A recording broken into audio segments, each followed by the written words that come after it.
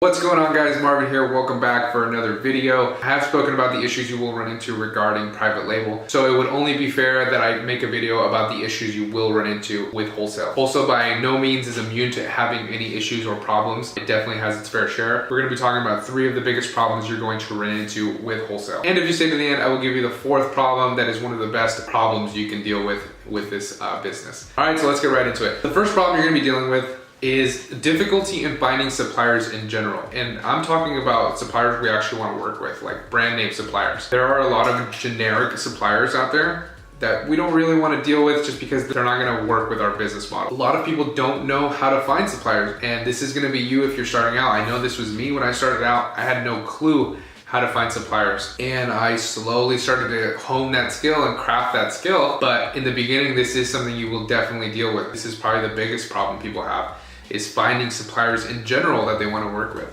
So that's problem number 1. Problem number 2 is difficulty finding good suppliers or great suppliers that have great products for you to sell. So now you've honed that skill and you can find a bunch of suppliers, but now you have to find good suppliers you can build a business off of. So you might find 10 suppliers and one of those might be a good supplier, or none of them might be a good supplier. You never know. It's all a numbers game. You have to keep contacting suppliers and you will find somebody that you want to work with and do business with. Now, both of these will obviously be dramatically reduced if you know what you're doing, or if you're learning from somebody who knows what they're doing, because you're gonna be able to avoid all those mistakes. I know I made a ton of mistakes when I first started out and I had no idea how to even find suppliers, and it took me a long time to really craft that skill. Now, the third problem you're gonna run into is the rejection you're gonna deal with. This is a big one to be aware of. You need to be able to develop your mindset and yourself to be able to withstand rejection, withstand setbacks in any business that you're gonna go into. You need to have that mindset.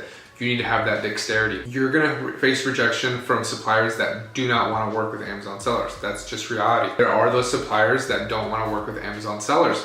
And this is mainly due to 2 things. Price drop, huge price drop that they're not comfortable with or they don't want, and they think that's damaging their brand, which sometimes it does. I mean, if you saw a product that claims to be the best, but the price every single day is just fluctuating like crazy, then obviously you're gonna have your questions on why it's going all over the place. And there are things in place for this. I mean, some suppliers will have you, sign a MAP agreement, minimum advertised price, but it doesn't really work on Amazon. There's always gonna be those people that drop the price way before MAP, way below MAP, and Amazon doesn't follow MAP pricing either, so just be aware of that. Certain suppliers you deal with will say, well, it has MAP pricing, so there's no way you can lose. Well, you can. You definitely can lose with MAP pricing. Just look at the sales data before you make a purchase. And obviously there's ways around all of this. You can talk to the suppliers, try to sell yourself to them and sell them on the idea of you being a seller for them. But it doesn't work all the time. One thing I want you guys to keep in mind, that the tips that I share, the advice that I give you, is advice that I've gathered over a long, hard year of doing wholesale. Now, am I telling you that I'm a 7-figure seller? No. Am I telling you I have the biggest numbers on wholesale? No. What I can tell you is that I know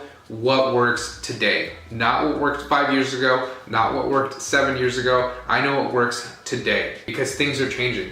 And keep in mind, I started just like you. I started with very little investment. I had no loan. I pulled out no loans. I had 0 connections. I had 0 prior e-com experience on any platform, Amazon, Shopify, eBay, nothing, okay? I had nobody to show me how to do it, and I started a year ago. One thing that I want you guys to keep in mind is things that worked 5, 7, 10 years ago don't necessarily work the same way anymore. So a strategy that worked for a wholesaler, 5 years ago, might not work the same, might not work as well, or might not work at all anymore.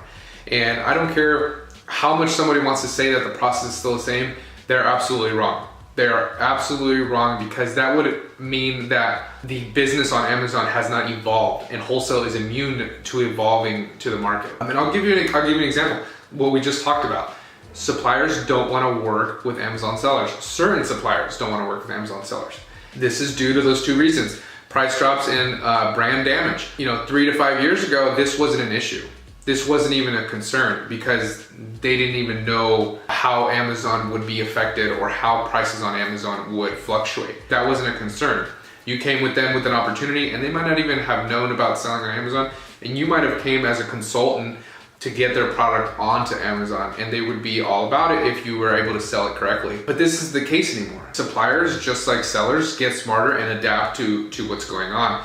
And some suppliers don't want to work with Amazon sellers because of the damage to the brand that it causes when there is those huge price drops. And I'm talking like 60-70% below what they want it to be at. Okay, so just be aware that not everything that used to work back then works today. Okay, now since you made it to the very end, I will share with you the fourth problem you will run into eventually, and that is one of the best problems you could have in this business is having a good established supplier with great products and you not have enough capital to capitalize on all of those products that you want to sell. That is a great problem to have, especially if they're replenishable items, because you will work up to that. People are in different situations. If you're in a situation like me, I don't have the luxury to just keep reinvesting because I have a mortgage, I have a family, I have a car payment, I have these expenses that limit how much I can reinvest. But it grows every single month. I make sure my business grows and grows and grows. But if you're not in that situation, you don't have a mortgage or a family or car payments, then you can scale much faster. You just keep reinvesting all of your profits, and you are well on your way to build a thriving wholesale business. But this is a great problem to have, in my opinion. You will work up to being able to buy much more inventory. All right, guys, it was only fair for me to make a video of the problems you will run into. I want to be very transparent with wholesale. I'm not coming onto this platform and selling a dream. Every business model has its issues, and these are some of the biggest issues you will run into with wholesale. It's not if you'll run into them, it's you will run into them. But just stick around. I will show you guys how to find some suppliers in the future. I will help you power through all of these issues that I talked about in this video. All right, guys, hit that like button. You've already made it to the end, and I will see all of you guys in that next video.